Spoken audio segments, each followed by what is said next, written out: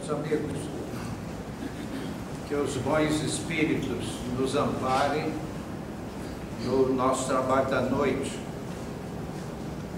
trazendo-nos a inspiração sem a qual nada faríamos. Hoje é dia 18 de abril e nós estamos comemorando os 154 anos do lançamento do Livro dos Espíritos, que foi em 18 de abril de 1857. Meus amigos, nós olhamos aqui o nosso bairro, que é um bairro de classe média, ruas pavimentadas, belos prédios. Aqui na Avenida Ibirapuera nós temos alguns hotéis estrelados que daria para a gente passar umas férias até com certo luxo. Aqui nós estamos sob uma alvenaria, piso, móveis, iluminação, água e luz, como se diz. E às vezes essas coisas passam assim, despercebidas. São doações da vida que nós somos usufrutuários a título precário e muitas vezes não nos apercebemos dos dons que a vida nos traz.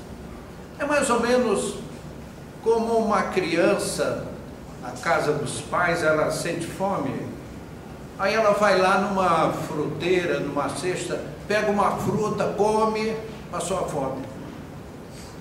Ela não se preocupa quem colocou a fruta ali, que trabalho deu, quanto custou.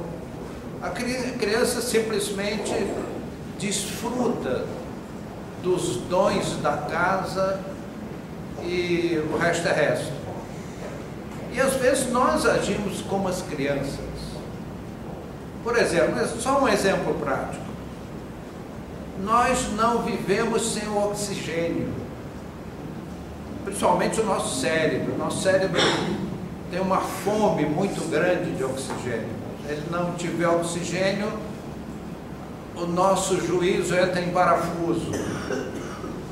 Então, para que nós façamos esse estudo da noite, eu vou fazer uma proposta aos amigos para fazermos uma viagem no tempo, só mentalmente. Ninguém precisa sair daqui. Vamos recuar no tempo 5 séculos. Não estou pedindo milhões de anos. Bilhões, nem pensar. 5 séculos. O que são 5 séculos? Nós éramos crianças nessa época, né? 5 séculos atrás. Retroagimos 5 séculos atrás e aí nós vamos aprender uma tremenda de uma lição de vida. Vamos supor que nesse momento estamos aqui, nesse exato local, há 5 séculos atrás. Como seria o nosso ambiente aqui? Uma selva bruta, terrível. E nós não duraríamos mais que algumas horas nessa selva. Por que razão? Por falta de água potável, por falta de alimentação, por falta de repouso. Aqui nós temos alvenaria, iluminação, as cadeiras para sentar comodamente. Na selva, aqui mesmo, não teríamos nada disso. E vamos mais adiante. Os insetos nos atacariam de uma maneira impiedosa e muitos morreriam de choque anafilático. As pessoas sensíveis às picadas dos insetos.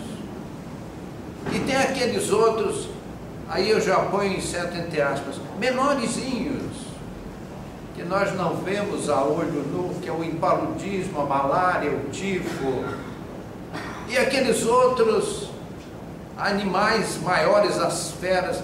Então, certo, e principalmente pela falta de repouso.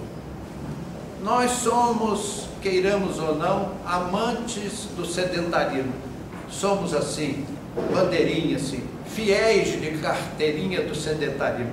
Como é gostoso sentar, se derramar numa poltrona bem fofinha, né?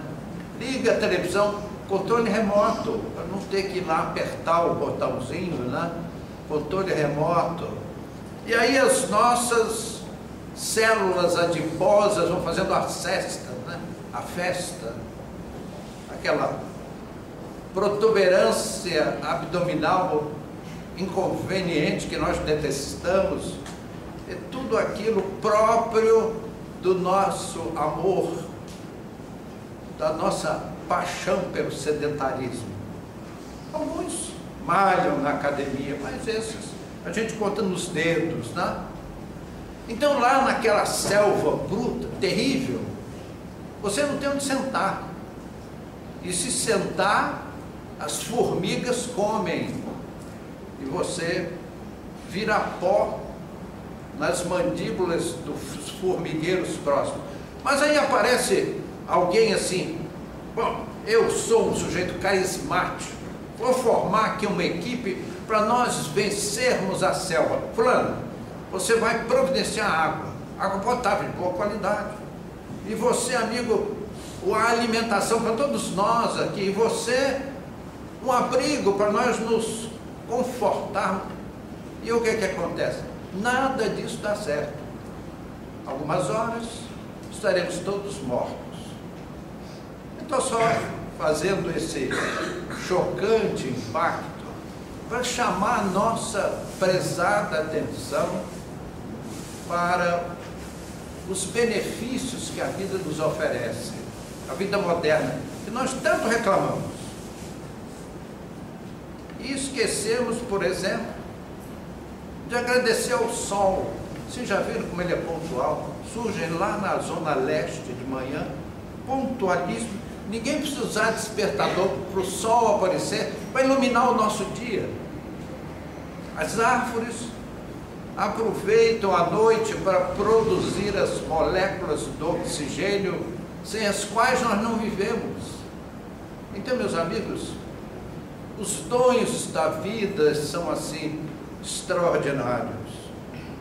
Lia eu no outro dia um livro de biologia e o autor colocou lá um corpo humano nos detalhes. Que máquina é o corpo humano? Nós temos no nosso cosmo celular todas as ciências reunidas. É a mecânica, é a eletrônica. Nosso cérebro comanda todo o nosso universo através de pulsos eletrônicos que seguem os condutos nervosos numa sinalização fantástica.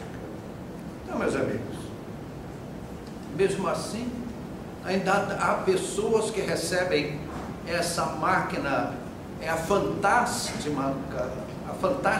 máquina que esse planeta conheceu, e o sujeito dá um tiro na cabeça, pula do alto de um edifício, corta os pulsos, dá uma facada no próprio abdômen. É assim, aquela ingratidão de receber uma fantástica máquina e lançar a face de Deus, lamentavelmente. Então vejam, amigos, por que aquele carismático companheiro aqui presente não deu certo mandar um fazer a água, outro a comida, outro o abrigo, etc.? Por causa de uma lei universal. Nós somos, todos nós aqui presentes, astronautas. Já pensaram nisso? A gente está aqui com os pezinhos sobre o chão da Terra. Aquele capacete que o astronauta usa, a natureza fez um muito mais bem feito, chamado atmosfera terrestre. Então nós temos o nosso oxigênio, Nós não precisamos de um capacete, estamos aí livres. E vamos junto com a Terra, para onde, hein? Lá vai o Sol em direção ao lugar do infinito que os astrônomos chamam de apex. E a Terra vai girando em volta dele atrás. Sabe Deus para onde? Há uma lei, meus amigos, no universo, que é um trinômio.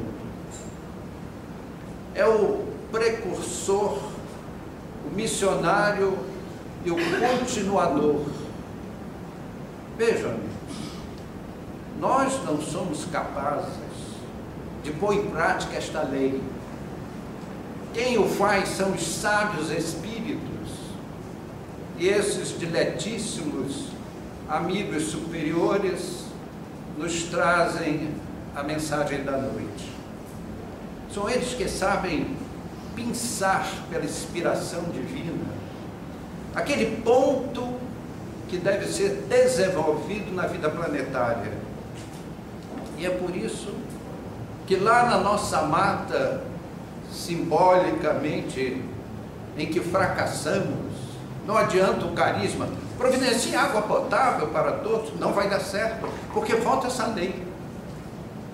São os precursores, os missionários e os continuadores. Missionários, tiremos qualquer sentido místico da expressão, apenas que tem a missão de materializar a ideia. E o universo, meus amigos, gira em torno deste trinômio, que nós vamos, no futuro, aprender a manipular. Então, só os sábios espíritos sabem pensar o ponto a ser desenvolvido e criar as circunstâncias para que aquela ocorrência se materialize no planeta ad eterno. Desculpe estar gastando o latim, mas é que eu tomei uma sopinha de letra agora à noite, estou recapitulando, né? Letrinha por letrinha, ad eterno, é o latim, né?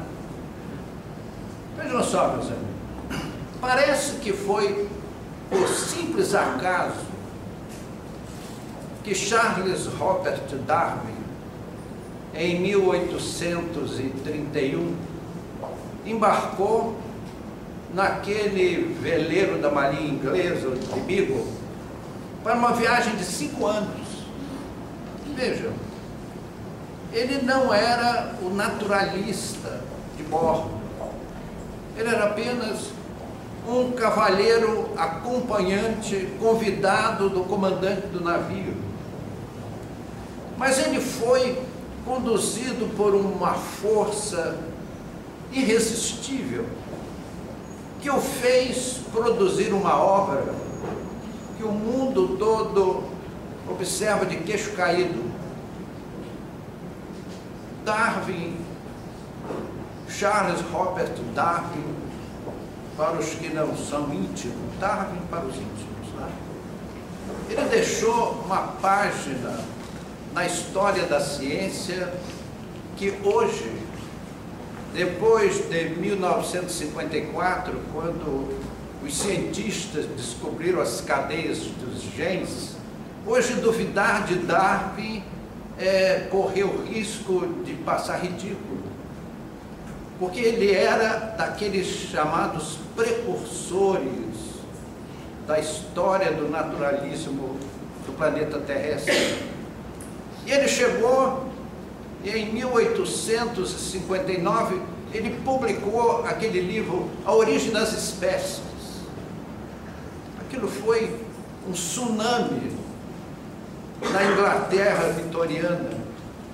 Os cientistas ficaram aparvalhados. Como alguém ousava desdizer os anais da ciência, aquilo que todo mundo sabia convictamente, e Darwin jogar por terra? E os religiosos?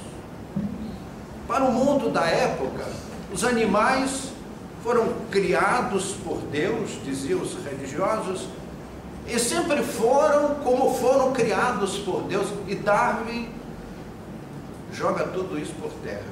Vejam só, amigos, na sua obra, Darwin tinha um espírito muito prático. Quando ele chegou daqueles 5 anos de viagem, o que ele trouxe de amostra, de bicho, uma coisa terrível. Então, ele não só afirmava, como trouxe as provas. Não era só alguém muito inteligente que locubrou uma transformação dos princípios biológicos, mas ele trouxe as provas. Só para os amigos, o assunto é de uma vastidão que nós falaríamos algumas noites sobre o assunto. Mas eu vou dar só um exemplo prático entre uma quantidade gigantesca de exemplos dos estudos de Darwin. Ele encontrou numa ilha um tipo de pássaro que tinha como dieta uma determinada erva. Aquela erva era assim, abundante. O passarinho era até assim meio gordinho, porque meio obeso, porque comia erva demais, era muito farto. Ele foi e passou por uma outra ilha, mas uma ilha rochosa, que tinha o mesmo pássaro. Só que naquela ilha rochosa, aquela erva dava nas gretas das rochas. E o passarinho tinha uma dificuldade enorme de bicar entre as rochas aquele alimento, a sua dieta. E isso alterou seu bico. Em algumas gerações, porque geração de passarinho não é como a geração humana. A nossa geração humana leva muitos anos. Aquele passarinho era um ano e meio, e ele, como ele ficou 5 anos no mar, passou inclusive aqui pelo Brasil, esteve em Salvador, assistiu o carnaval lá, os filhos de Oxum lá dançando, eu acho que sim, né? Então, os passarinhos tinham uma mutação genética, e aí nós, como espíritas, e Darwin concorda conosco hoje, ele diz na sua obra que a mutação genética é aleatória. Não é verdade. Não é verdade, meus amigos. Por que eu levei os amigos para morrer no matagal? Eles estão mortos já, né? Ninguém voltou lá daquela selva que nós fomos passear 5 séculos atrás. E você chega aqui no nosso bairro, ruas iluminadas, né? Belos prédios, uma construção civil maravilhosa, uma arquitetura moderníssima, tudo maravilhoso. E a gente é como uma criança. Está com fome, pega uma fruta, come, vira só. A gente não enxerga essas coisas. A gente reclama de muitas coisas, mas seria infinitamente pior se não existisse o precursor, o missionário e o continuador. Então, meus amigos, Darwin abalou o mundo com as suas teorias, e mais tarde vieram os estudos, o ácido nucleico, as estruturas gênicas, tudo mostrando que ele tinha razão, mas ele foi um precursor.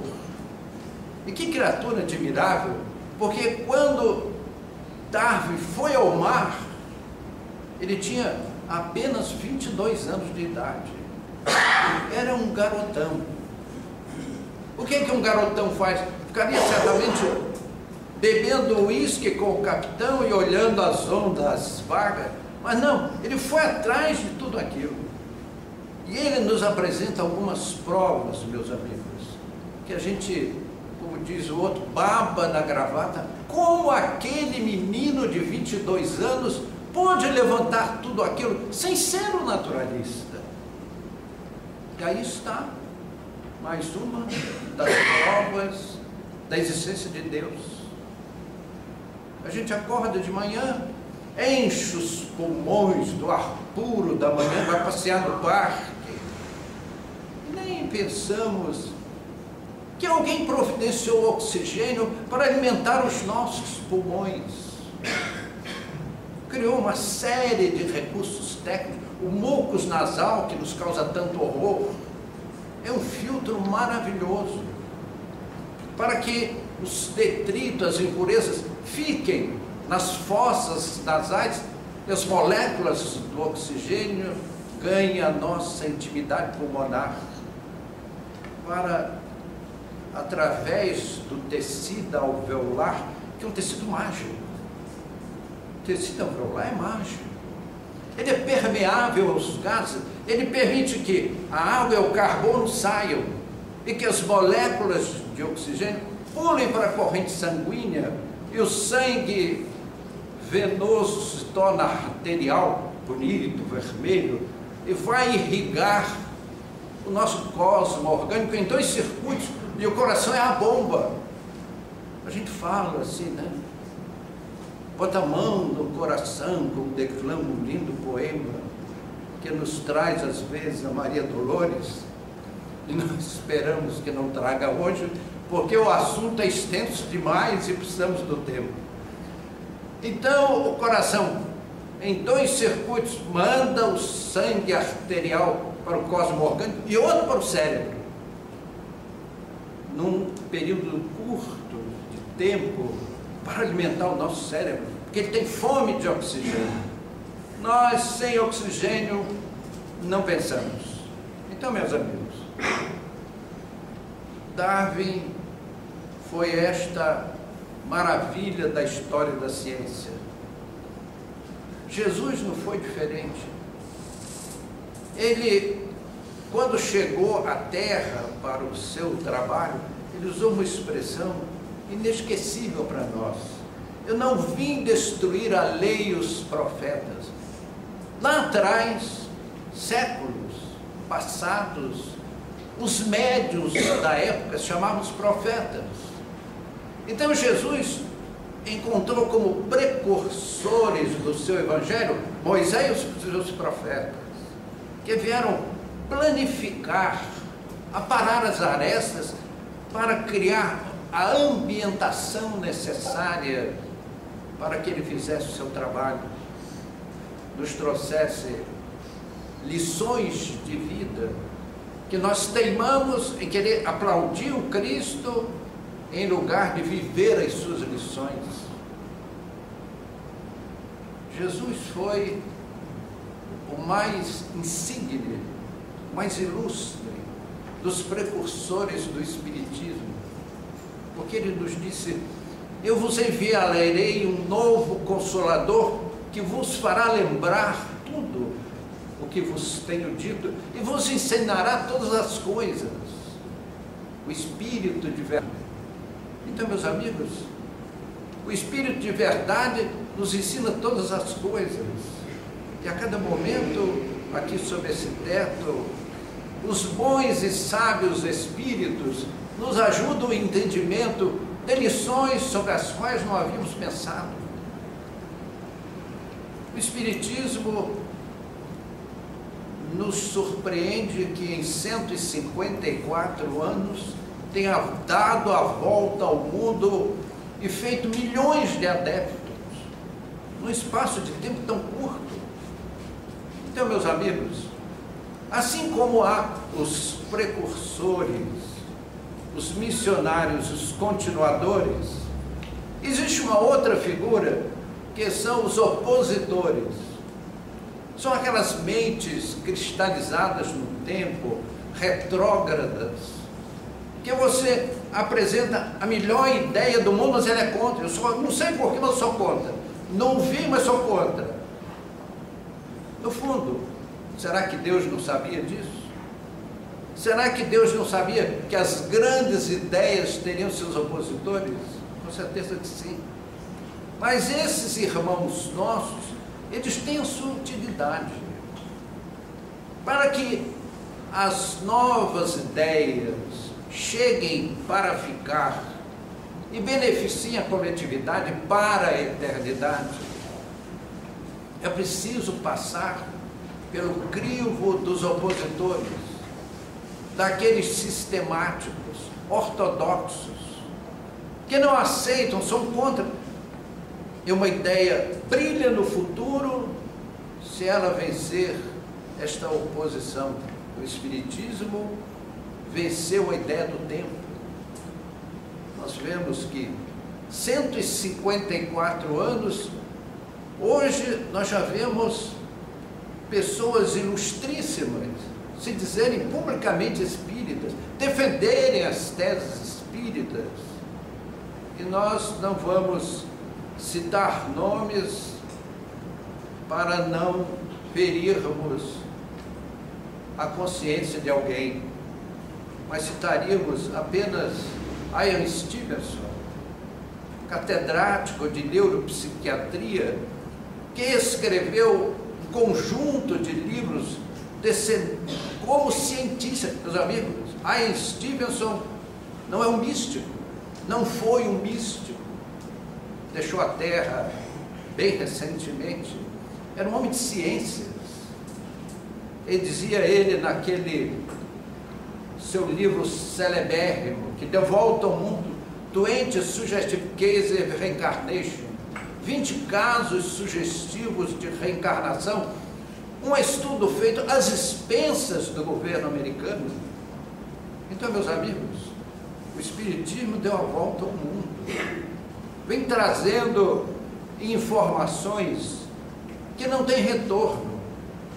Agora, haveríamos, assim como Jesus teve seus opositores, foi morto na crucificação, não quereríamos que a doutrina espírita não tivesse seus opositores.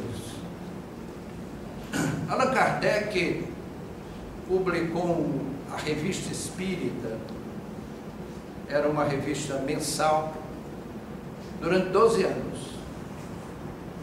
E em novembro de 1859, na revista daquele mês, naquele novembro de 1859, Allan Kardec fala a respeito de Emanuel Swedenborg, nascido em 1688 e falecido em 1772, aos 84 anos, com segundo ele próprio, com todos os ridículos da senilidade.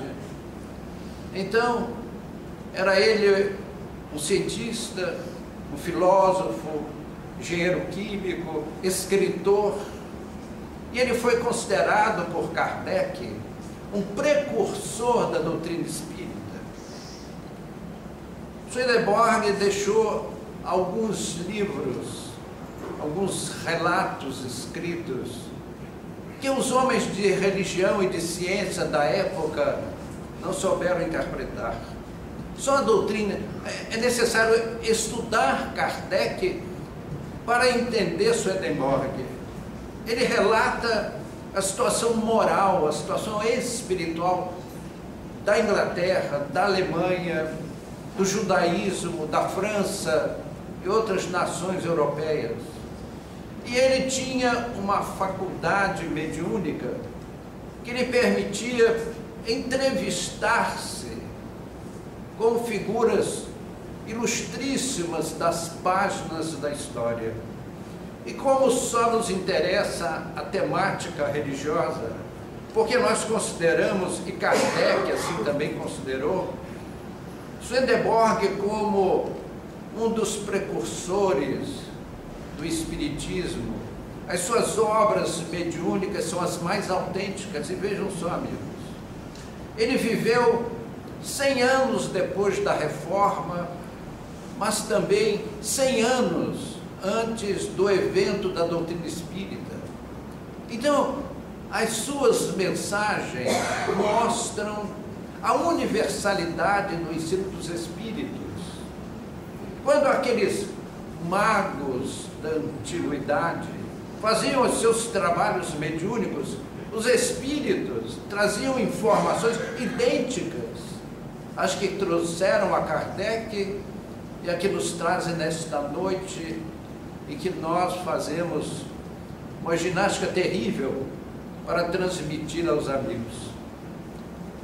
Uma das páginas de Swedenborg foram as entrevistas dele com os grandes mestres da Reforma Protestante. Citaríamos Calvino e Lutero, principalmente. Agora vejam, amigos, isto aconteceu em 31 de outubro de 1517. Swedenborg nasceu na Suécia em 1688, 160 anos depois.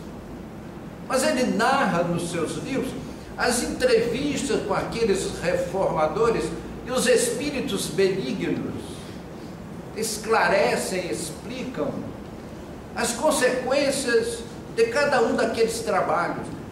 A ideia da espiritualidade maior era tirar a religião dos ambientes nefastos, daquele medievalismo religioso, em que a religião tinha escolta militar, tinha fogueira, forca, espadas e principalmente calabouços, onde eram praticadas as torturas mais terríveis pelo guante da Inquisição, em nome do Cristo, em nome de Jesus, que era o homem amor. Jesus nos mandava amar até os inimigos, a Deus sobre todas as coisas, o próximo como a nós mesmos.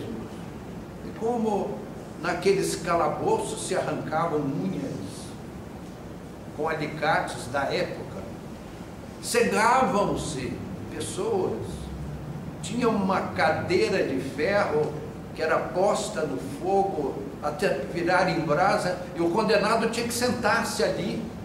Eram coisas terríveis. Era necessário mudar aquilo. Então o alto mandou alguns missionários, como foram Calvino e Lutero. Então Swedenborg se avista primeiramente com um dos reformistas mais apagados, mas ele foi o pensador que induziu os seus pares a acreditar na chamada reforma pela fé. E quando esse espírito chegou ao mundo espiritual, chegou em extrema confusão por aquela justificação pela fé. Por que razão? Explica os espíritos. Porque ele não ensinou a lei da caridade. Fé. Paulo de Tarso foi muito claro. A fé sem obras é morta. Não entrarão no reino dos céus aqueles que gritarem Senhor, Senhor, mas aqueles que fazem a vontade do Pai que está nos céus, que é a expressão máxima da caridade. Meus amigos, nós olhamos nas árvores daqui do nosso bairro, como os pássaros voam, Deus os alimenta. Deus não esqueceu dos nossos pulmões, Ele nos dá toda manhã o oxigênio de que precisamos. Temos um belo corpo para nos movimentarmos. Vocês já viram as nossas juntas? Que mecânica maravilhosa! As cartilagens que protegem as juntas dos nossos ossos. Se não houvesse uma proteção, a junta se gastaria e você não andaria mais no ano seguinte. Que maravilha é a nossa máquina orgânica, porque Deus nos ensina a lei da caridade, sem nos cobrar nada, em silêncio. Nunca o Criador diz, veja só, olha, eu botei uma proteção aí no seu joelho, para você poder andar. Esse ano, o ano que vem, daqui a muitos anos, meus amigos, o aço mais duro, exposto ao tempo, enferruja, corrói-se. Mas a nossa pele está aqui, a minha quase 80 anos intacta. Fantástico. Que material fabuloso esse. Isso chama-se caridade. É o amor ao próximo. Então aqueles espíritos que pregaram, que levaram às massas populares a chamada justificação pela fé, chegaram ao mundo espiritual verdadeiros tontos. Eles diziam os mestres espirituais, porque eles não ensinaram a lei da caridade, que é o serviço ao próximo por amor. Lutero foi o mais esclarecido e foi encarregado de receber as massas protestantes que chegavam no mundo espiritual. Estava ele lá a fazer as suas pregações a grandes coletividades espirituais, prosseguindo o seu trabalho, mas sem conseguir esclarecer-se a si mesmo. Ele ganhou na pátria espiritual uma casa que era uma cópia autêntica da que ele tinha na Alemanha. E ele tinha dificuldade, mas eu já deixei a terra mesmo, dizia ele para os seus mentores. Sim, meu irmão. Mas pior foi Calvino. Calvino não aceitava. Ele foi recolhido numa colônia nas vizinhanças da Suíça. E ele dizia, mas veja, as minhas mãos, meus braços, minhas pernas, eu sou eu mesmo. E os espíritos explicaram, porque essas mãos, essas pernas foram para a terra, encheram-se da carne terrestre e voltaram como sempre foram. Meus amigos, quem ouve esses comentários nos diz que Moisés proibiu a evocação dos mortos. Eu já ouvi isso um monte de vezes. Vejam só, Moisés proibiu a evocação dos mortos. Me parece que só se proíbe uma coisa que seja possível de fazer. Concordam comigo? Moisés proibiu convocar os mortos. É porque isso é possível. Então Moisés, nesse detalhe, endossou o fenômeno mediúnico. Agora, vamos ver por que Moisés proibiu. Porque as pessoas usavam os médiuns da época para explorações mediúnicas que nós somos muito acostumados, inclusive aqui na nossa cidade de São Paulo. Médiuns que se propõem a uma série de mentiras e fantasias para enganar os consulentes em proveito dos mistificadores. Agora vejam só, então dizem esses amigos, e nós fizemos uma palestra, quando saímos à rua, tinha um cavaleiro que veio nos dizer isso, com uma Bíblia na mão. É proibido, a Bíblia proíbe a evocação dos mortos. Engraçado, meus amigos, eu gostaria que o senhor abrisse aí no Novo Testamento, no Tabor. Jesus evocou Moisés, justamente Moisés, para mostrar à posteridade a nobreza da mediunidade. E no Tabor materializaram-se Elias e Moisés à frente dos apóstolos. Então, Jesus cometeria um crime diante do Evangelho, dos seus ensinamentos? Absolutamente. Jesus mostrou à humanidade que a comunicação respeitosa, com esclarecimentos, com as luzes da doutrina espírita, é abençoada por Deus. Meus amigos, desculpe pelo tempo, e nós falaríamos o resto da noite. Obrigado.